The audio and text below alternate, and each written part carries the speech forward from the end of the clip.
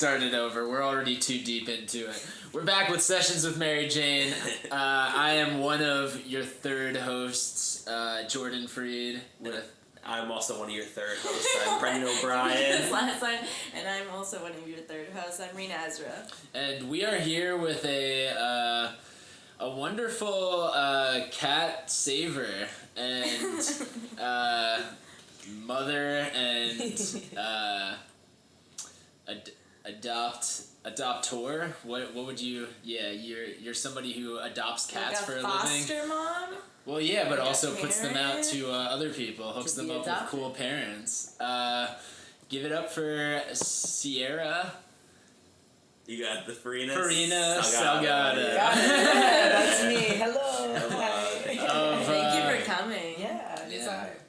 Of New Jersey Cat Cafe's fame. Yeah. You're kind of like the wingman for cats. You kind of like set them up with good homes. When like a partner would be, or a wingman would be like, "Hey, I got you. I'm gonna hook you up with someone tonight when we go out to the club." Yeah, exactly. Yeah. Is that exactly what your job? I'm a matchmaker. What is your daily life, or your work with cats generally like though? Like on a regular basis. So when we were open, I would come in. You have to definitely clean up. Cleaning is really, really a huge part of your life. And feed them, and then people come in, they check out the cats, they meet with them, and hopefully you find people that want to adopt them. And we had coffee when the pandemic hit us like right away as soon as we were open, and so we weren't able to do the self-serve coffee. It kind of threw a big wrench, but we were lucky enough to acquire 2 new partners, and so we're going to be relocating to Jersey City. Very cool. And today I was renovating the space, so what life is like when you're renovating is just pulling things out of the wall and throwing things in the garbage and cleaning up after your mess and just making things look nice, painting. Yeah.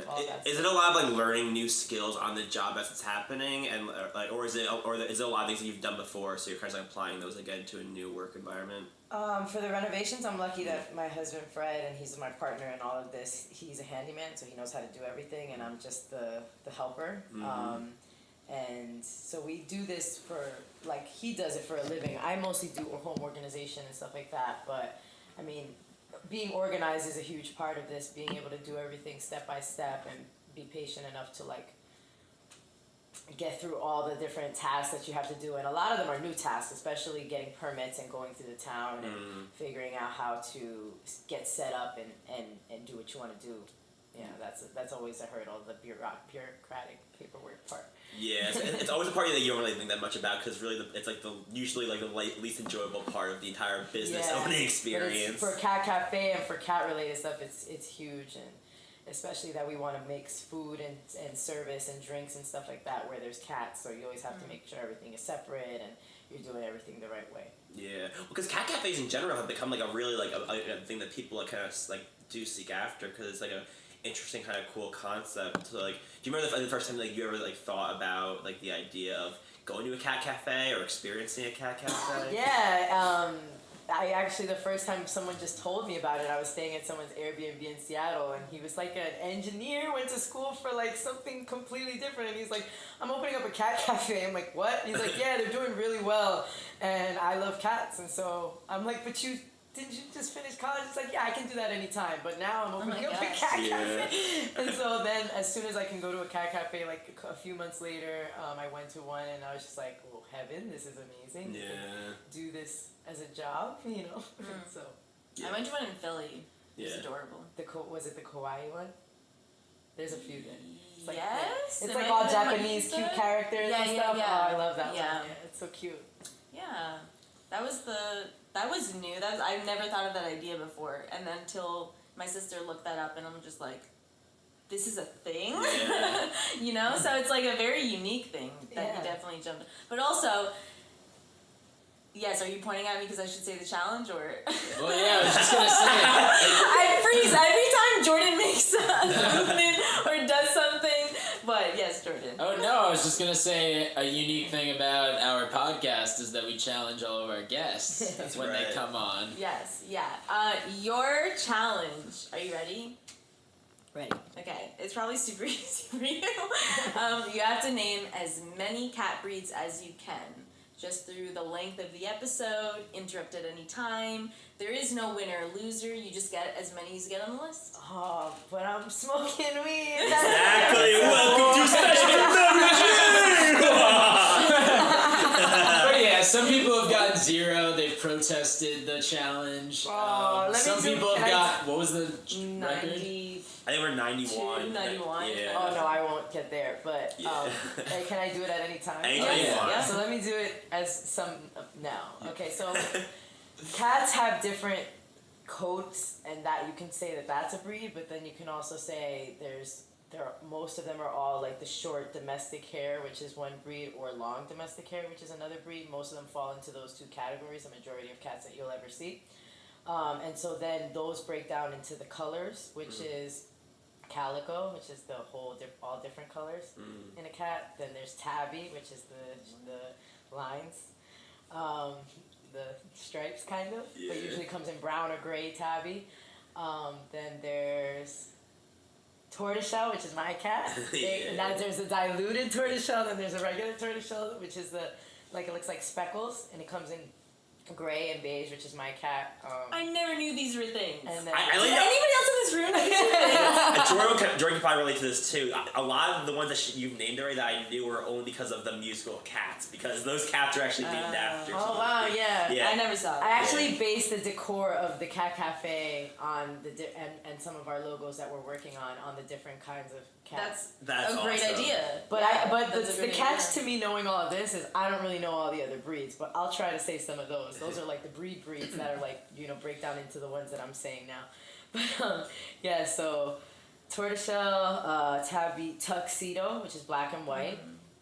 You have just your black cat and Classic black cat. Classic black cat. You have your classic white cat and orange, the orange cats, and then there's orange tabby cats. And so, but those aren't like orange tabby. But are those these really mixed. classified as breeds? Kind of, because most cats are just two breeds. So then, like you could like. And everything else is just a mix? What do you Like- mean? Like those are pure what do you mean? Like so then the other kinds of breeds maybe you don't want to consider those, but that's like what like if you go on any kind of like rescue page and stuff, it's usually broken down into the colors, and people kind of will still go kind of shopping for their dream cat based on that rather than those names rather than the breeds, because most people don't ever get breeded kind of cats, which the breeds are like Siamese, Blue Russian,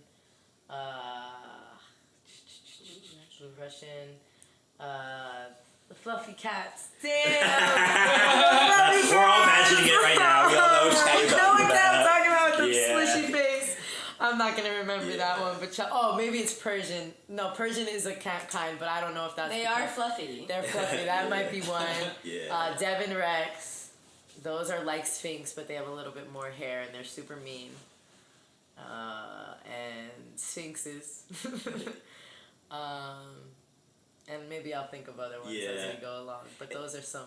The relationship that we have with like dog breeds is definitely very different from cat breeds. Super You just know what you're different. talking about it now, right? Yeah. So super different. So and there's still way more breeds than that. That's what I mean. Like I don't really know that many of those breeds. Maybe they'll come to me as I'm going. Yeah, honestly, good game strategy so far. You like laid a solid base of like some ones that you knew at the top, and now as they come to you, kind of just throw Not them an out there. embarrassment. But this is totally giving us like context or insight, more explanation into like cat origin and cat history. It does start with the basics. You have your colors and just like that's how you're saying as far as things were classified. But very interesting. Also, cats are pretty freaking old. They're an old species. Mm-hmm. They're hella old. Yes, and they get 9 lives. That's amazing. I think they just say that because they're all like they can move and get out of things and fall, and it's like, how did you Fall like, on their live? feet. Yeah, even It's if pretty impressive I love how that they if survive they fall sometimes. backwards, they immediately to have that They quick twirl reaction to where they do, twist. you Yeah, know. so they fall on their leg all the Yeah. time. Wow. Every time they fall. There's a video going around of like They a all cat that on fell their from the legs. ceiling and it Yes. just got caught. I Like, was of like, course yes, she did. yeah. Yes. That's crazy. That actually terrified me watching that. Yeah. I was very I scared didn't see for the whole cat. thing. I just saw the ending part. and I Yeah, was like, no, what the is end that? was amazing, but the beginning, you're just like, how did this cat get here? Yeah, I said How that. is this cat in a I state? said that. I was How like, why this is that ending? cat there? And somebody was like, This maybe is it the was already sports game? there. Yeah. some kid in his dorm like had a cat and they brought their cat out to a sports game with them. Yeah. That's what it sounds like. How else would a cat get there? That's what horrible. Yeah. To be fair, there are a lot of cat videos where you're like, how did this cat end up in this situation right here? Yeah. So it's like very like cats. Listen, Tom and Jerry. Tom gets the shit beat out of him. Constantly. And he is still going. Yeah. No, I'm just kidding. Obviously, it's a cartoon. But no, I'm not getting him for I mean, that really did happen in Tom and Jerry. You're not wrong about that. Yeah, so cats are often like... Egyptians? Oh, sorry, that just popped to my head. Egypt. Because cats are that... I was trying to think of a year, like, how old are cats? They've got to be before Egyptian. Yeah, wait, because I didn't even think of the Sphinx as being a cat until you just said that, because that is one of the breeds, right? Mm-hmm, mm-hmm. Yeah. That's a hairless cat. Yeah. Yeah, so they're very old. I feel like they've been around, since as long as probably, a lot of like fox kind of animals. And foxes remind me more of cats than dogs. Physically, they look like dogs, but when you see the way they move and the way they are, it's like, oh my god, that's so cat-like. That's a very good point. Yeah, they've been, they were just wild before. Yeah. Like, hey, come be nice. So, who was your first cat?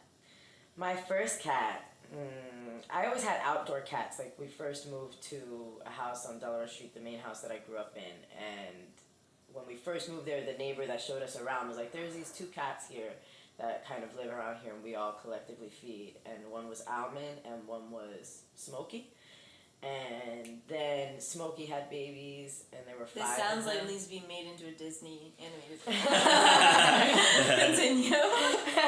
And yeah, Smokey had babies, 5 of them, and we took care of them. But every time I ever had outdoor cats, they all disappeared. Like, eventually, they always kind of just disappear. And eventually, when I was like maybe 9 or 10, my dad let us finally have an indoor cat, and his name was Vincent, and he was really mean. It was really ironic that the first cat Your that first I got bond was was with a Halloween. wild cat, an outdoor cat. Yeah, he's an outdoor cat that didn't want to be with us. Like, he didn't want nothing to do with us ever. He was like, please don't touch me. I'm never going to like this. He never wanted to be carried. And all I ever wanted was like a cat that you Wait, this is the indoor cat, That's though? the indoor cat, yeah. This is Vincent's We cat. eventually grew to love him, because you grow to love any cat that you're living with all the time, even if they're kind of standoffish. And he eventually kind of, you could pet him a little bit, but... And now my cat that I have now is really cool. Her name's Winona. She's really, really sweet. She loves to be pet. She loves to just hang out and play and everything. And I had another cat that passed away, and his name was Batman. He was really cool too. That was like my first pet as an adult. That like I live on my own and now I have a pet, and he was really sweet. Everybody liked him. Like, people would be like, I don't really like cats, but I like your cat. Yeah. That's a great name. Batman. I always said he was a blue Russian that was just from the streets, because he had the white thing. He had every single thing that a blue Russian cat has. But I went to open my gate and I left my key at home, but you could open the gate by going like this, and I'm going like this, and I feel some furry thing. I think it's like a raccoon or something, and I go like this, and it's just a kitten. God. I'm like, what the fuck? It was literally like a movie. And I'm like, my God. And so I grab him, and he's like, hey, what's up, Meryl? Like, hold me. I'm mad scared. I'm like, okay. I brought him in my house, and that was it. Oh my God. He was super, usually feral cats or outdoor cats are like, what the fuck? Like, get away from me. Don't touch me. But that cat really was just really needing a home. Damn. Maybe somebody meant to, bought it from the store or something and, lost it. It got out, because it really, he had everything like a blue Russian would have, so. And he jumped on me like a cat that had already been with somebody, normally. Interesting. Kids from the street will run away from you, for the most part. If they're young, though, they're down for almost anything because they think anybody is their mom. He wasn't 2 weeks. No, he was he he wasn't like a little baby. He was like this. He was a little bigger. Got you. Yeah, I thought it was a raccoon. It was like the size of that. Yeah. And I'm like, oh, okay, what's up, hey. That's a good surprise. That's like I thought this was gonna be worse than it actually I was ended up like, being. kid, okay, that was cool. That sounds like an opening sequence for an animated Pixar film, where then now this person and this cat have a long, wonderful bond with each other, and you see the whole movie go, sorry. Kitty Yeah. cat. Yeah, cats. Yeah. Interesting, my cat now has the diluted, the tortoise shell, the gray and beige, which I hadn't seen in any cat since the little cats that we had. That when I first moved to the house, the 5 cats that were born, they were that color. So it's always cool. Like, I feel like I went back in time and got them or something. It's really nice, because it's a really rare kind of coloring. You don't really see it much. I didn't see it. I didn't even remember it existed until I went to pick her up. I'm like, oh, I like this color. Yeah. Oh my gosh. So you've brought cats together, but you also have a knack for bringing people together as well. Do you want to tell the people at home a little bit about the beginnings of Urban Renaissance? Sure. Yeah. Perfect. That also started through the Cat Cafe. When I read books about like how to start a nonprofit, the first thing and the main thing it talks about is you have to fundraise and you have to be able to host events or do something that's going to generate the money you need to run the nonprofit, because it takes a lot of work.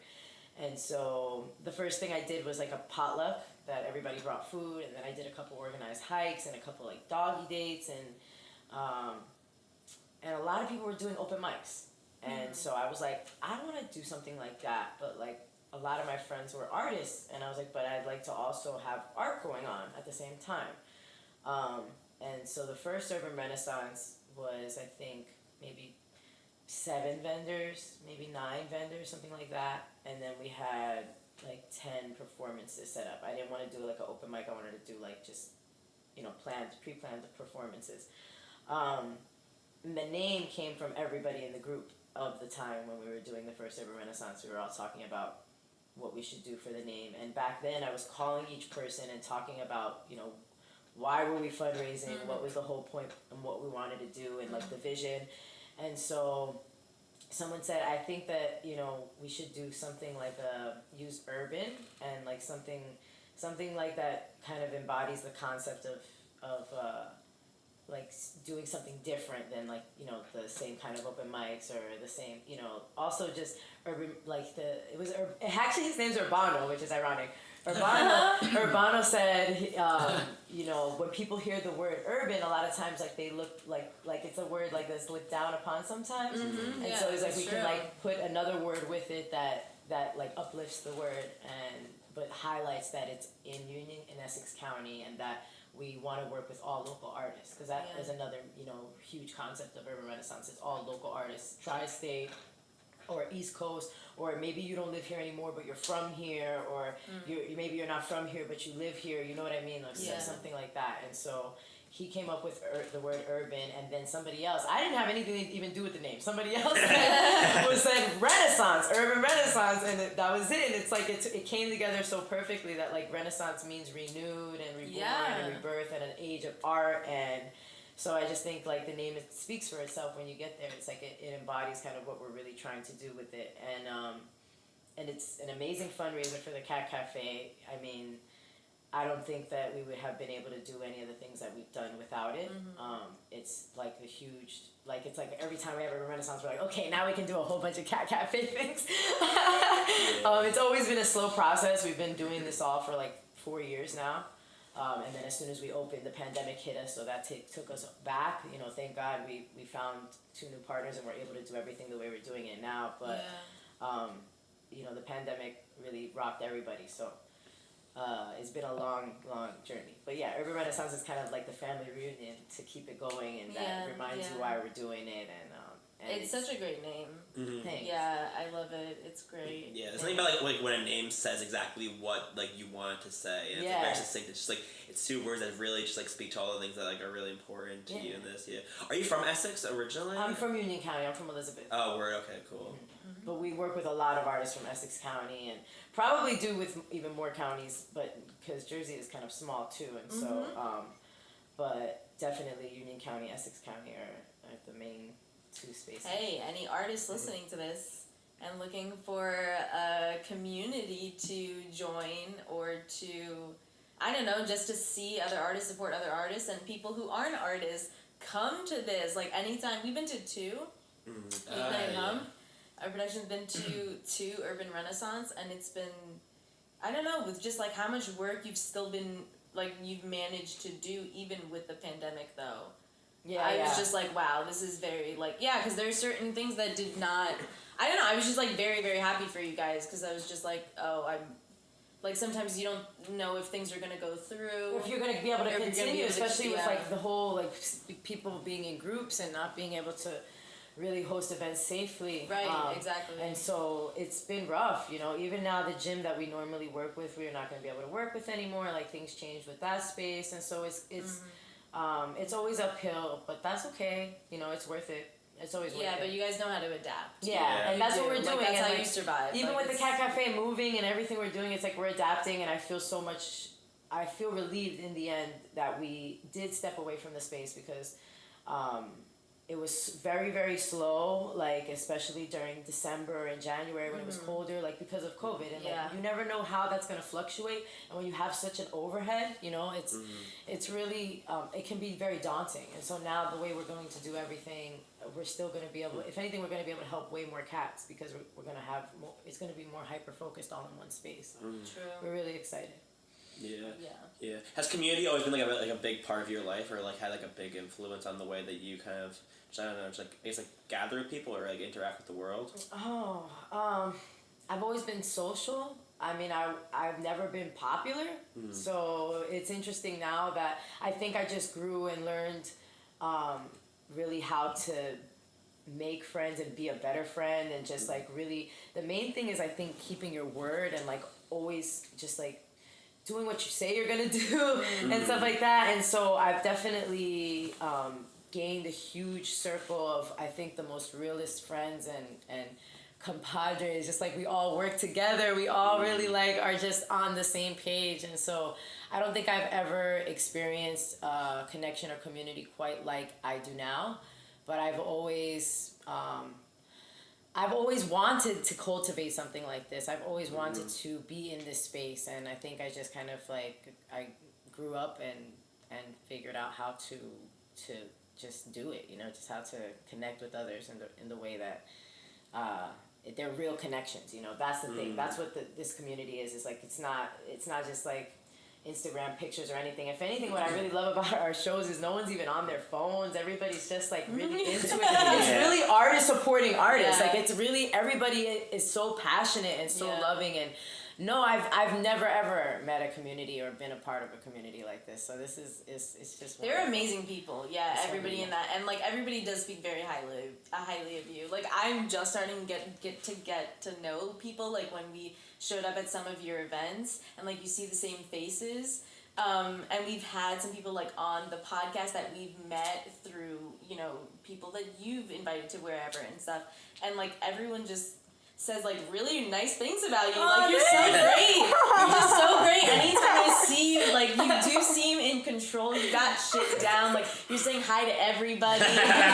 You are popular. Like, people, like, the more people you know, you're just like, I don't know, it looks like you got some kind of power, and you're just going, and also such a sweetheart, because like thanks. the ability for you to take care of fucking cats, like, I can't, oh my god, I would not be able to do that job, but you all need for to the be, babies. yeah, but you're like, you're so giving. You are very giving. Thanks. Yeah, that's a big key to it too, is like, I actually recently had a friend ask me, she was like, how do you make friends like fast and like they stay around? And I'm like, I don't really have expectations. I was like, you know what, I used to get mad at you if you didn't come to like my birthday party or something, or I'd be upset because we didn't chill in a long time. Like, I let everything just free flow, and I just meet people where they are, and especially get to know what they like to do. And I'm working with people, like when we're meeting, we're doing stuff, and we're accomplishing the things that are important to us. And I think that's, you know, that's what this community is all about. It's like we're all finding each other through what we love. Like we all meet each other through all different places and all different events, and just putting back into where you're from. You know, go to the things that are nearby and celebrate each other. And it's been really, the urban renaissance and everybody's stuff, everything that everybody's doing is just so, it's like the age of the renaissance. You just look anywhere you go, and even the pandemic kind of awoke so much artistry in everybody. Oh my gosh, and made everybody realize, like, I can make money right here at home. What? And so we're all just kind That's what I love. A lot of people doing their own small business thing. Like, starting out small, but like having the big picture in mind because they really want to grow. And there's a lot of talent out there. Like, people are really, it's not like, it would be different if there's a group of people and they did suck. Right. Like, I will honestly say that. Some people, like, being artists, like, no, there's no, I can't say any artist, whatever kind of artist you are, you don't suck. Nobody sucks, I guess you'd say. But, like, certain, like, if people are doing, like, doing a certain craft or whatever, but they're, like, material, whatever form that is, I'm saying, is like offensive or is like, or like if it's like mumble rap, or if it's like, you know, like we have certain standards as far as like performers, especially like you can't be cursing every other word, you know, you need to have like comprehensive lyrics where it's like you're not just up there like, nah, nah, nah, nah. Like, you know, like nobody wants to hear that. Exactly, like, you know, it has to be where you are you taking your own craft serious. You know? Exactly. I had someone come once where their table was like completely messy and like, you know, it seemed like I actually didn't do enough kind of research into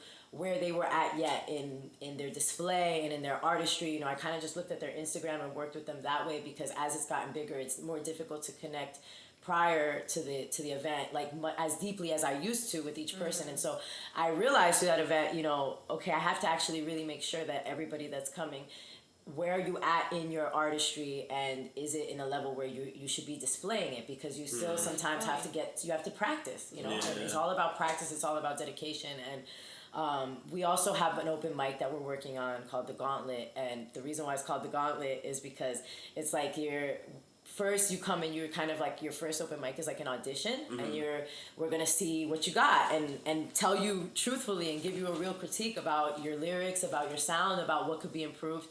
And then we offer a feature slot, which we're actually gonna be paying the artist, because most open mics it's like the artists are paying to perform. So if you're in a feature spot, you're actually getting paid to be there, and that's why you come first to do the open mic, to, you know, to get kind of feedback on your craft, and you can keep kind of perfecting it, and then come and be a feature artist, and that's called The Gauntlet. And so the Urban Renaissance is more for artists that are already established and local, and that way people know that, like, instead of going to a big city show or a big festival, you can come right here and do it, you know. And like I want to make the Urban Renaissance a big festival, but of local artists, and I want it to be like camping. I want it to get to a point where it's a whole weekend. And so you're gonna be pumped. I feel like that's totally gonna be, because there's nothing like that out here. But I can't do it alone. I need all y'all to come with me and do it. You know, everybody's gotta come through. And to make it takes a whole village. Yeah, it takes a whole village. So how did you and Fred meet? I don't think I know this. You don't have to answer if you don't want no, of course. I love it. Good. Our story's pretty cool. We met through a mutual friend at the time, and we saw Cloud Atlas together, and I was actually on a date with someone. It was so funny. I went on a first date with someone because I didn't know. My friend was just like, oh, I'm going to bring my friend Fred. And I was like, oh, cool. And we all went to see Cloud Atlas, which I think is really interesting, because Cloud Atlas is about like multiple lives, and I definitely feel like I know Fred for so many lifetimes. And then after that, he would just be around whenever I hung out with that friend. He would also hang around, and everybody loved him, and I'm like, I don't get it.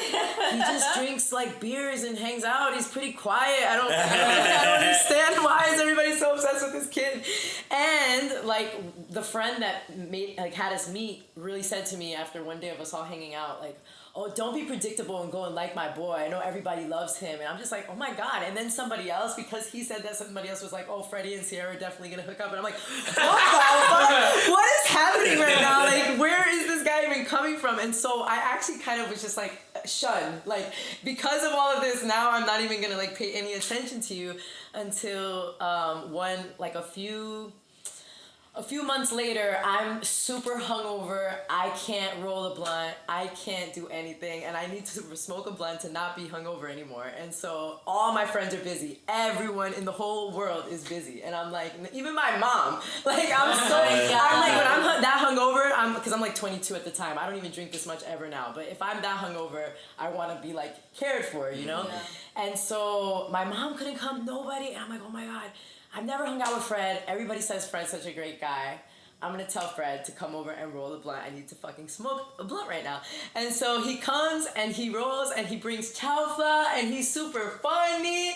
And like, it was like a whole date. Like, I didn't intend that. I just wanted to and it was like, it was a whole date. He was super cheesy and cute, and like, and we talked about so many different things, and I'm like, oh, I get it. I get why everybody likes him now. And then like a month later, it was like New Year's Day, and all of us, it was like maybe 15 of us all went out to dance in Hell's Kitchen in Newark. I don't even think they're open anymore. And then me and Freddy were dancing for like maybe 2 or 3 songs, and we look around and all our friends left us. All of them. Like 15 people came out with us, and they all, and Fred bought them a bunch of them drinks, and they all dipped. And I called my friend, I'm like, where'd you guys go? And they're like, oh, you better give him a New Year's kiss. And like laughing, I'm like, what the fuck? So they just dipped on us so that we would be alone, because I guess they all wanted us to be together. They all like conspired for this, and it worked. We definitely had a New Year's kiss, and we've been together ever since. So I moved to California like 3 months later. I had already had my my ticket, and he was like, I can move to California after 3 months. Not like right in the beginning. After 3 months, he was like, why not? I can try it out and see what happens. And it was perfect. Like we've been together ever since. Oh my god. How was California? It was really nice. Yeah, it was lovely. Yeah, we lived in San Diego. So why'd you come back? Well, we came back because Fred's dad had stage 3 cancer. He's okay now. So we came back because of that. But also my dad is now 76, and he thought, when I originally planned to move out there, he thought he and my mom were going to move too. But they came out after I was there for like 6 months, and he hated it because he had only stayed for like 3 days before. He stayed for 2 weeks, and after a week he was like, it's so slow here. Everything opens at 11 a.m. and closes at 4 p.m. Nobody wants to fucking work. What is going on? Everything is so slow here. I can't live here. Yeah. He thought it was unbearably slow. Wow. Which it is a little slow, you know. It's pretty relaxed, you know. Like something that Fred says about Cali that I really love is that you know, and Colorado and places like that, you know, they have mountains, they have hikes, they have the water, they have so many different beautiful things. And so when they're stressed or upset, they go do that. You know, us, we don't have all that, so we have each other. So we are each other's mountains, we are each other's rivers. And so we came back the first time because of family and problems, but then when everybody was all right and we had our own problems, we moved to Colorado. And it was there when we realized, like, I want to go back to Jersey. Like, we missed the people. We missed being around, you know, such diversity and just the food and the, like, just everything that there is to do. There's nature here, but there's also city here, and it's a different kind of city, you know. I felt like in Southern California, after a while, it just gets kind of boring if you're used to like you're doing a lot of things all the time, and like sure, you know, it was, your lifestyle is just different. Yeah, you're just used to a different kind of lifestyle. Yeah, it just felt like, and I felt like I was connecting with people, but I wasn't connecting deeply with people. You know, like I would talk about things, and I'd feel like people would just be like I always felt like I was talking too much, and I don't ever feel like that here. So yeah. I wonder if that's because of, like, since we're always on the go in the East Coast, and we don't want to, like, do the small talk, we're like, we don't have time for that. Get to your deep shit. Yeah. So, like, it's kind of like... It's kind of true, yeah. Like that, so we get deeper connections with people, but California's like, very slow, but also a little bit more superficial, I guess? Yeah, it felt a little shallow. Not necessarily superficial, because people... What is it, though? Why? Why people aren't, like, about brands or anything like that. Nobody gives a fuck about, like, you know... having anything fancy. Everybody's just like real chill, you know, super chill. I also found that the weed culture is so intense there that it's just like, all right, you know, it's a lot of weed, you know, it's just like weed was like a part of the personality, you know, like, and it's just like, I don't know, I got really bored of weed too. I got bored. Generally, I got bored. Like, we left a little earlier than we would have wanted to leave, but we were already talking before the family problems and everything. We were already talking about, like, relocating, you know, to another place. We weren't thinking about going back to Jersey yet, but we were thinking about relocating from Cali. Is there anywhere else in the world that you're like, if you could pick somewhere to live for like a little while, you'd be interested in trying it out? Yeah, I would. If I'm gonna still live in the United States, I would stay in Jersey and maybe get like a house in PA, so I have the best of both worlds, or maybe a house in Florida or something, so I can just like go back and forth and have 2 different kinds of like living. But I don't really like the government of this country or agree with a lot of things about this country. I'm really living here because my dad is 76 or something, and he needs a lot of help, you know. Like, it's a lot. It would be a shame to leave my brother, one of my brothers who also helps, alone in it, and my mom too. My mom and my dad are still together, but my mom is older, and they need a lot of help. It would be really not nice to just dip to Canada, but that's where I would like to go. I'd like to dip to Canada because I agree with a lot of things about that country. You know, some things I don't, but for the most part, I feel a lot better. It feels like their heart is in the right place more times than not. Yeah. I think that's the hard thing about like becoming more and more aware of like what happens in this country and the way that the people who run this country. It's like it feels like they don't care. Yeah. Like that's like the worst part about it. Yeah, like, yeah. My conscience, I feel like kind of almost embarrassed about it. So my conscience would feel better if I lived in Canada, I think. Out of all the different regimes out there. Yeah, exactly. There are many. Everywhere. Yeah, like, or just because Fred is from Ecuador, and I mean, he's from New York, but his family is from Ecuador, and would be really easy for us to like live out there. Mm-hmm. He still has family in Ecuador? He still has a ton of family all over, so we could, we could even be like cool nomads and just live all over the place if we wanted to. So that would be cool. But do you have family outside of the country? No, I mean, my dad is Cuban and I have family there, but I don't know them. I've met them once. You probably wouldn't want to go to Cuba. Yeah, no. It was awful when we went. Like, my dad just kept saying he was going to die because it was so sad for him. And he's not a dramatic person at all. Like, he's actually the opposite of someone who would say something like that. But the whole 2 weeks, he was just, like, saying that over and over. I'm like, please, can we leave early? He's like, no, I'm going to stay. But I feel like I'm dying. Like, oh my God, like, very conflicting. Yo, I feel like maybe that's why my parents don't want to go back to Iran. Yeah, it was heartbreaking.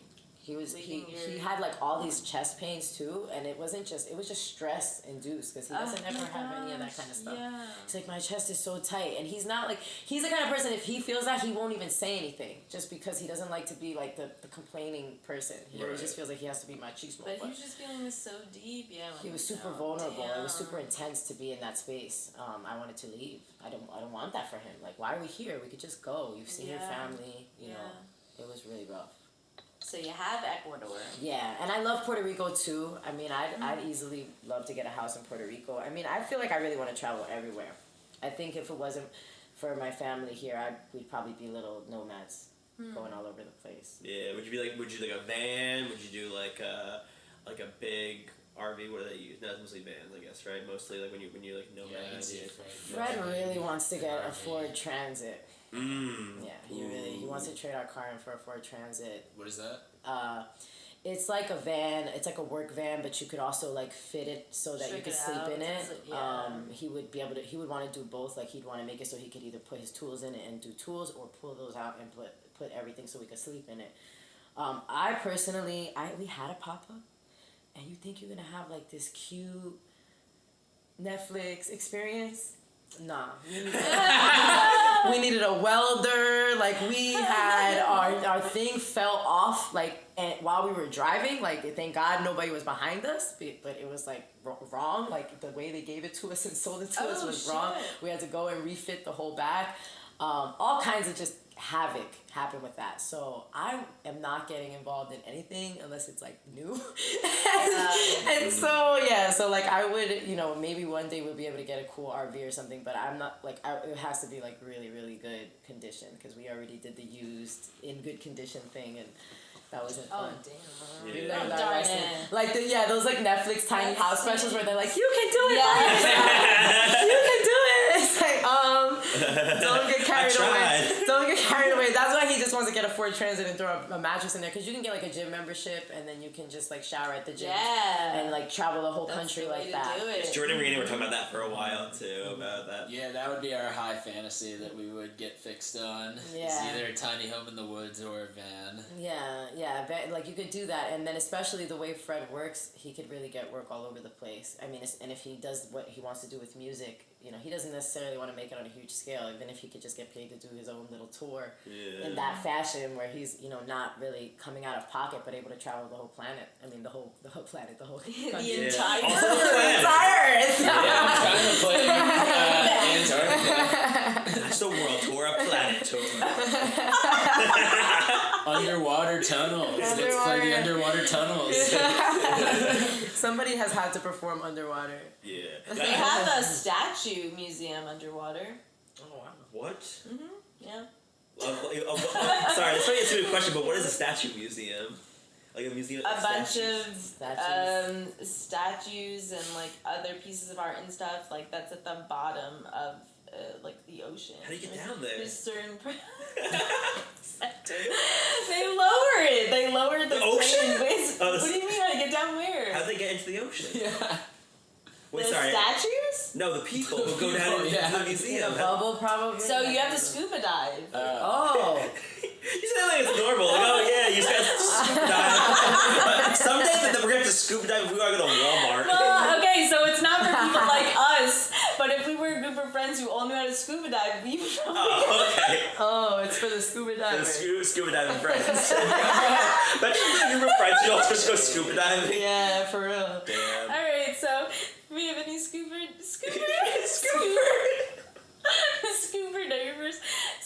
divers listening, there you go. That's the thing you can do. You could go to a museum. If you search things to do at the bottom of the ocean as a scuba diver on TripAdvisor. Sorry, back to Sierra. No worries. Yeah. Do you scuba dive? I don't, but every time I go to say snorkeling, I say scuba dive, so people have thought I was going scuba diving. I don't say scuba dive, I just say scuba instead of snorkel for some reason. Very different. I say it all the time for some reason. Is that a fear? Does that give you like...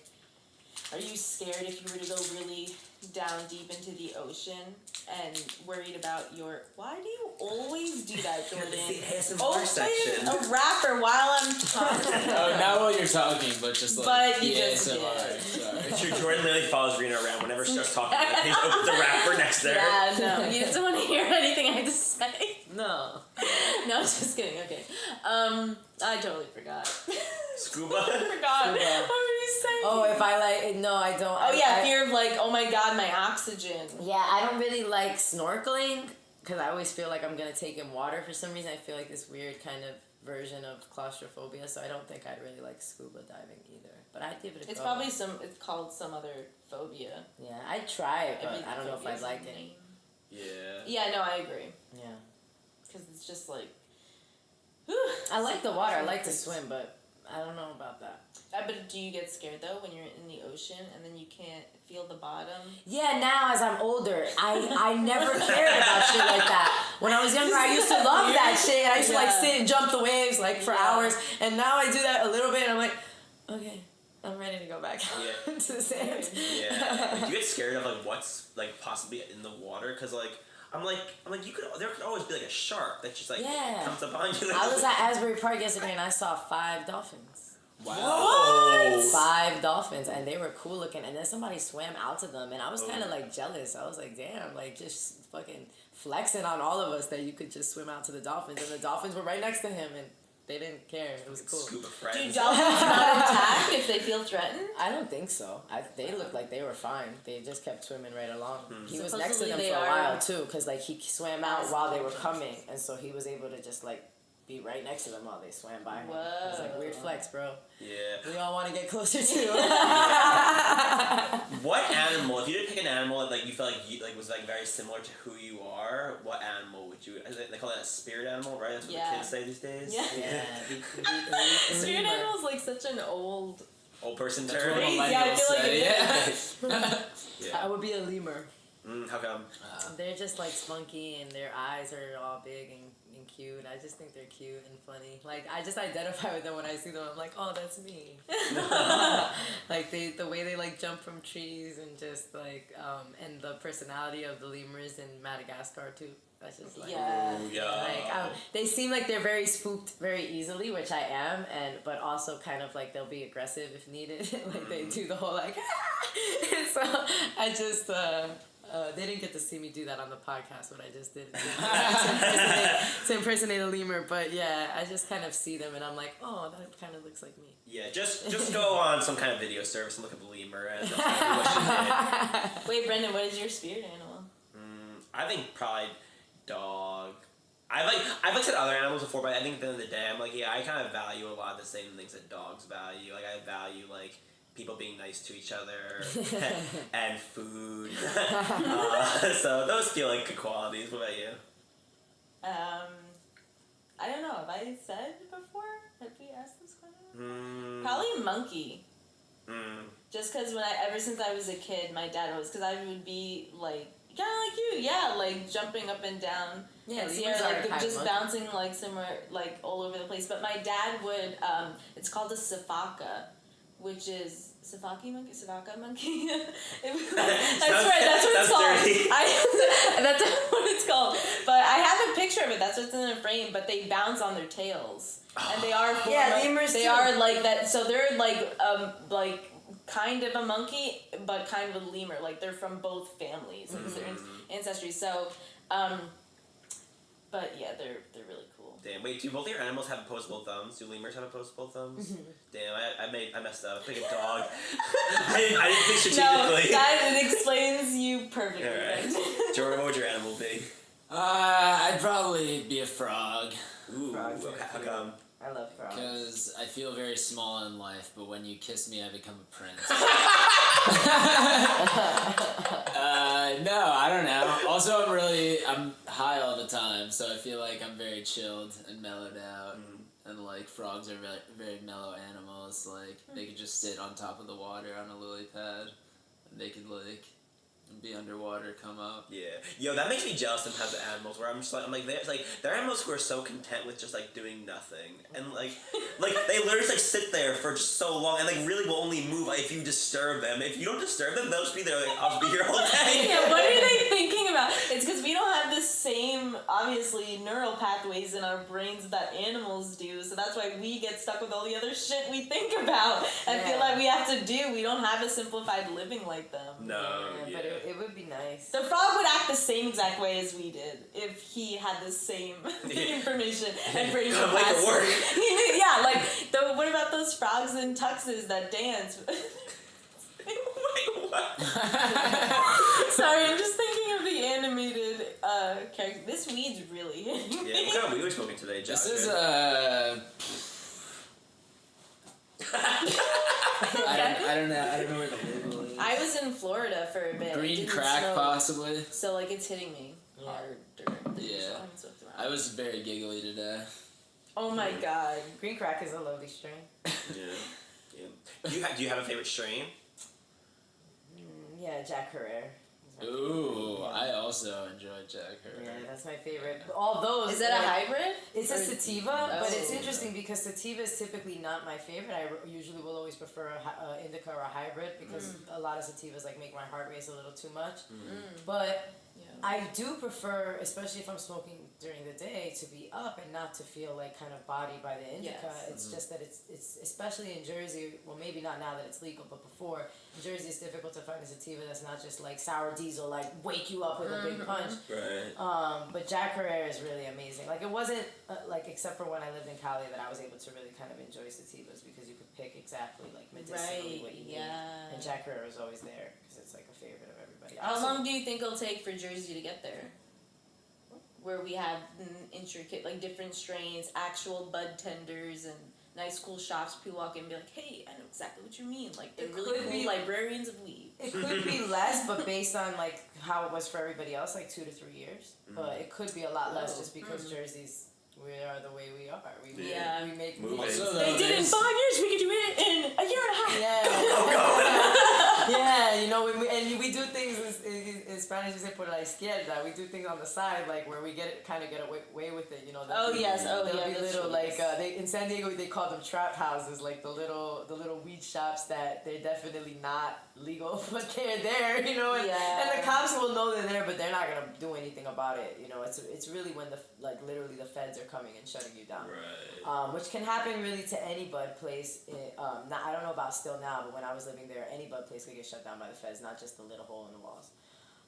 But people will do it that way. Right now, Jersey actually has the most lax laws when it comes to weed. It pretty much was just like, the governor was like, it's legal, that's it, yeah. Yeah, basically, yeah. Like the only law against it is like, you can't smoke on the beach. And that's because the second day it was legal, everybody was smoking. And moms were like, my children! And so Governor Murphy was like, all right, you can't smoke on the beach. And that's it. Like, it's like, do whatever you want, sell whatever you want, do it in the street. Well, there's like, you can't carry a certain amount. Yeah, you're supposed to carry a certain amount, but like I have a person, a friend that I know that's a police officer, and he was like, yeah, it's crazy. Like we really can't ask at all. Like, you could do whatever you want in your car, you could do whatever, you know, like, in Cali, you can't really smoke in your car. It's not supposed to smell like you just smoked weed in your car, you feel me? But now it's like, it really doesn't, right now we're in a little sweet spot where it doesn't matter what you're doing pretty much because they can't really ask any questions. Right now, so we're going to get slapped with the We're going to get all the rules and everything eventually and the regulations, but they really didn't prepare for that. They were just kind of like, have fun for now.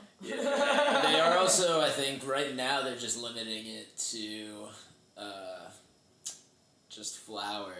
Yeah. Which is kind of bizarre, but I guess it makes sense just because, like, there's different regulations and, like, calculations. And I think edibles, edibles are made. Pens are illegal? No, pens should be fine. You said flour, so that's why I was wondering. I was like, oh, is mechanical pen? I don't know. I think so. Honestly, like, I don't understand how they're going to limit things when, like, stuff is just going to be coming in from other states now anyway. And that's the thing is, like, I've been to pop-ups and it's like, yeah, it's legal. Yeah, because, it's like if people you go to have a weed pop-up, right on their little tables. Like, I'm like, somebody it's asked a me farmer's market. for her Renaissance if they could sell weed. I'm like, no, but maybe someday. Yeah. Like, yeah, it's just lit. Under a different name, maybe, after dark. Yeah, right? do a separate kind of thing. But, yeah, it's pretty cool, though. I'm happy. Well, I am just going to ask if you wanted to add anything to your challenge. Yeah, that thing. Snap back to reality. I don't think so. I'm sure I'm going to think of ones, but I can't. Hey, if you're confident with it, do you want to know how many you have? How many do I have of the second kind, the kind that is like really the real breeds? The others are mostly like 5. 5, yeah. Of the actual breed names, and then the categories with all that, everything you said earlier was 14. Okay. But I like how you gave that breakdown. Yeah. Yeah, I've never known more about cats in my entire life than I do today. Tell us, what do humans usually misconstrued about cats? Oh, cool. People get kittens, and they don't realize that they're not going to have any idea what the kitten's personality is going to be like. It could be the opposite of what you're looking for. So if you're looking for something specific, like you are going to be really disappointed if your cat's not affectionate. You're going to be really disappointed if your cat is like playing all the time or annoying all the time. You know, like you get people that adopt kittens and then later they come back around like, oh, this cat isn't what I wanted and it's XYZ. You shouldn't get a kitten, get a cat. Because you can really pinpoint exactly what their personality is going to be, especially at a cat cafe. I forgot to say this. The good thing about the cat cafes and why everyone should support them if there's one local to you is because cats in cages are not themselves. You're not going to really get what their personality is when a cat's in a cage. A cat that's outside of a cage is living its best life. You know, it's going to be safe. It's going to feel like it can just be touched by you, or if it's really not interested in being touched, you'll know that it's a cat that's like that. Some people like cats like that because they don't have a lot of time to be super affectionate with the cat, so they just kind of want a pet that gives them company, but that they don't have to, like they're low maintenance cats usually if it's a cat that doesn't really want to be touched too much. So I would just say that give a grown cat a chance. Kittens are always going to get adopted, but a kitten will always become a cat. Why not?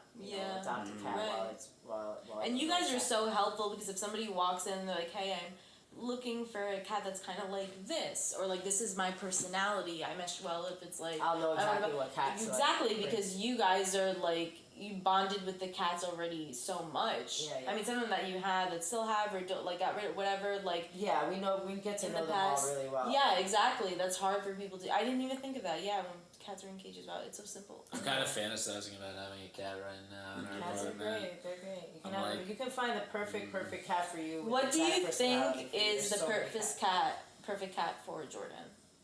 Jordan, I'm not sure how much do you like petting animals, because if you like them around you a lot, I'd say get a cat that's kind of affectionate. But yeah, no, I like affectionate animals. Yeah. So I would say, because it's funny, because even the color cats have certain personalities.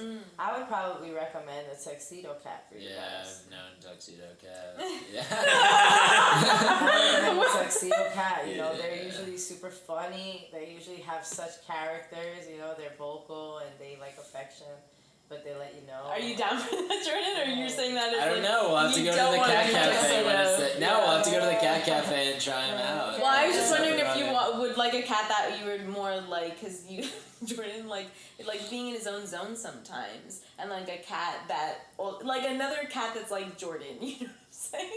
Brendan, like a cat that sits on Jordan's head and reads the book with Jordan when he's reading it. I'm saying like when you're saying people who do like being like left alone or like their space. He does like that also. So that's what I'm saying. Like, feel like if there's like a balance. An independent cat, yeah. Independent. That's where. Because we come and go a lot, so we'll be switching off our custody like during the day. Like we'll be basically separated with our work hours. Cats that you just like can hold and you squish them and you run. And that's a tuxedo cat. Yeah. I mean, I would also say maybe a tabby cat too. Not so much an orange, because orange is gonna like kind of want to play a whole lot, and they really like to play a lot. A brown tabby or gray tabby, they're kind of like, I like your attention, but I'll just chill on my own too, you know. Cool. Yeah. How much effect does human's personality have on the cat's personality? Because it sounds like they're all like these cats are do adhere to like the breeds, like a lot of. They're prone to things, but sometimes it's totally different. Like tortoiseshells are actually called I think tootie or something like. There's a play on the word to say that they have an attitude. But my cat doesn't really have an attitude. I mean, she's like kind of stubborn, but she's not like rude or anything. And so actually tortoiseshell cats are known to be like, especially if they want food or anything, to just be like, hey, you know. And so but sometimes a cat will be like that and not really have, like, you might find an orange cat that's not that friendly and not trying to play all the time, but most orange cats are super friendly and want to play. Like very playful cats, and like usually orange cats get along with all the cats. You know, they're not really like the shut-in kind of cats. But it also depends if they were on the street, what were their first few years like, and an owner's personality definitely plays a part, because like it depends on your lifestyle. The cat or the dog, they're gonna like pick up on your lifestyle and kind of eventually adapt to that. So definitely like the energy of the house. You know, if it's a very playful, fun, energetic energy, probably the pet will have that. But like if it's a super chill, you know. But a super playful cat is gonna be a playful cat regardless. Right, like, we've had cats that is just, they're like play fiends, like they love to play, and so they'll find things in your house to play with. You know? Yeah. Do you feel like from understanding cats really well, you can understand other animals really well? Like you have some sort of intuition. Is that a word? I think so. Yeah. I always like to talk for animals when I see them. So. Oh, I love that. That's my favorite thing. I always make little voices and try to like say what they're thinking, and my dad's always like, "You always act like you know what animals think." I think it's funny. So maybe, I mean, I think that animals all kind of communicate in their way. You can interpret it, but I can also. Is it true? Okay, I heard this fact in a TV show the other day, and I never looked it up, so now I'm just Googling it, and that Googling is Sierra. So I'm Sierra. So is it true that when cats meow, they're meowing to humans, they never meow to other cats? No. That's not true, because I hear the cats meow to each other all the time. They'd be like, okay, meow. I hear the cats meow outside. Meow. It's like it's a different meow. They don't really go meow to each other. So there's like playing nice with the humans. Like, okay, this is. But nice. no, actually, one cat, Garfield, the big orange cat, used to harass the other cats to be nice to him. He would go to the cats that didn't want anything to do with him, and he would just sit and go, meow. And they would eventually be friends with him, and then you'd see them like laid up next to each other. He would just, oh my god! Yeah. You'd see him even go with his little paw. Like, they can't see me on the podcast, but he'd put his paw out like, come on, be my friend. It was really like human-y. Yeah. Whoa. Sometimes they do things that it's like, whoa. I can't believe you just did that human-like thing. Good to know. So the new Sia movie that just came out, people, if you watch it, just know that the fact they said that in that movie was false. Yeah, I don't think so.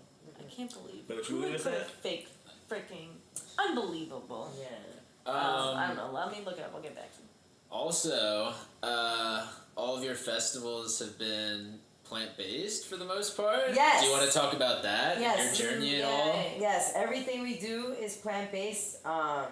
I mean, I don't know if Fred's gonna make the gauntlet plant-based. I would like him to, but that's more his open mic, and I'm working on it. But mostly, almost everything that Jersey Cat Cafe does is plant-based. When we reopen, everything that we have will be plant-based. We're thinking about also maybe getting a food truck, and it would be, display Jersey Cat Cafe, but we would sell vegan food. We'd go to events and, local things, and sell vegan food and bring the concept and let everybody know about Jersey Cat Cafe, and every time we give a meal, give a little pamphlet with explanation, or have it right on the packaging or something like that, so that people know about us and come and visit and adopt the cats. And what was the question? Just your plant-based journey. Oh, plant-based, yeah. So we everything we do is plant-based because I love the animals, and if you love animals, you shouldn't eat them. That's the main thing. It's just, I mean, we don't say vegan because I feel like there's been a lot of hate between people who eat meat and vegans, and there's a lot of really negative perception because of all of that. And so I like to say plant-based because it's just, focusing on fruits and veggies and how you can eat less meat or gradually phase it out of your diet. That's the main focus. Is like I said, it's all about meeting people where they are, and just working with them, and getting people to kind of understand the impact of what it means to eat meat, because a lot of it is just a disassociation where I feel like people aren't really even realizing, the truth about where our meat comes from and what happens to the animals. And so I think that when you explain that to people honestly, and people are open to understanding it, people will kind of naturally want to eat less meat and want to make changes in the ways that they can. And so that's a huge part of Jersey Cat Cafe, is not only saving the cats, but saving all animals as much as we can.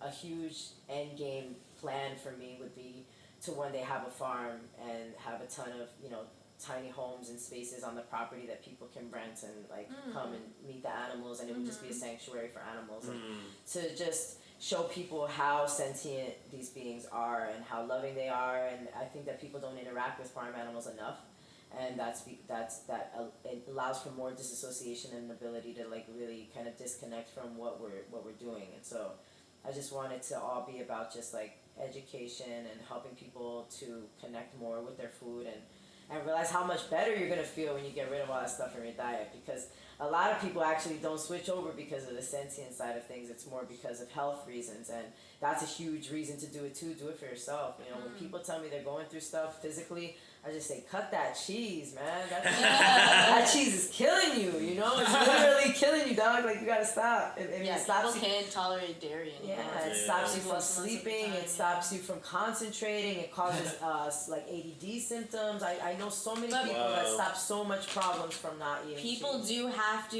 if you are listening for this and you're thinking about going plant-based or whatever, just make sure you are still getting your proper amount of minerals and nutrients. Yeah, exactly. Because there's people who really make the switch and then you don't. This is why vegans or plant-based people take supplements. This is why people how to you get an extra container of B12 powder, because a lot of stuff you're gonna eat does not have B12. Yeah, you gotta make sure you're getting everything you need.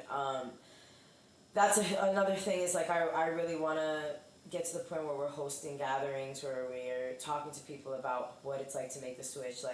Actually, my first business venture ever was when I finished college. I didn't finish college. I actually did 2 years of college and didn't know what I wanted to do. So I went to cosmetology school because I really liked makeup. And then once I finished that, I opened up a tiny little hole in the wall salon where I just did makeup and I sold organic cosmetics. And the whole point of it was to teach people how to switch over from their products that is full of chemicals and not vegan to natural plant-based products. And I explained to people why, and I showed people what was in their stuff.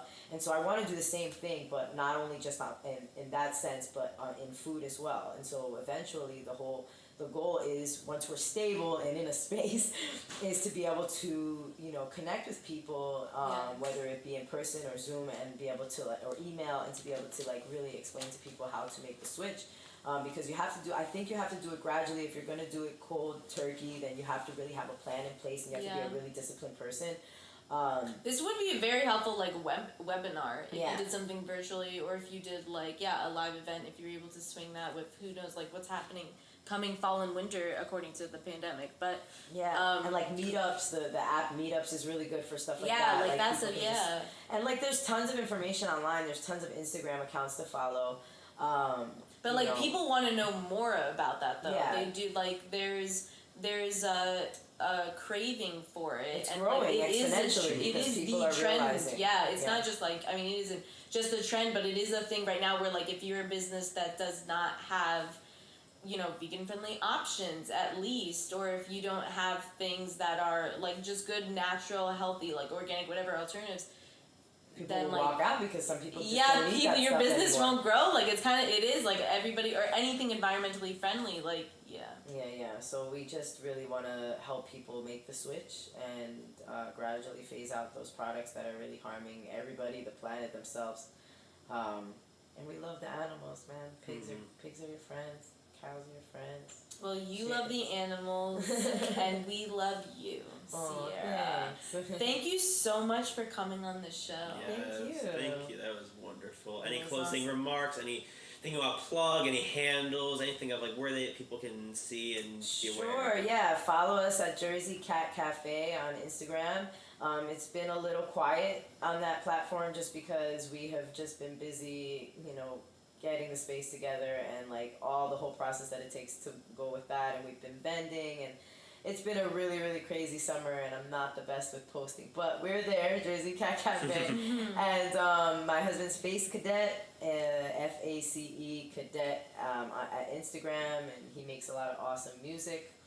And what else? Yeah, it was really amazing talking with you guys and hanging out with you guys, and it was fun getting into what we're doing, and I really hope you guys enjoy it and stick with us because it's going to be great. We're going to do lots of things. Yeah, for sure. Hell yeah. Guys, any last thoughts? Just come on out to Weedman's joint if you're listening to this and it's October on the first 3 Wednesdays of the month. Or tomorrow if you're listening to this, or today. If you're listening to this, like, September 15th. Time is irrelevant, guys. Go to Weedman's. That's the bottom line. At all times. Have a good night. Enjoy all your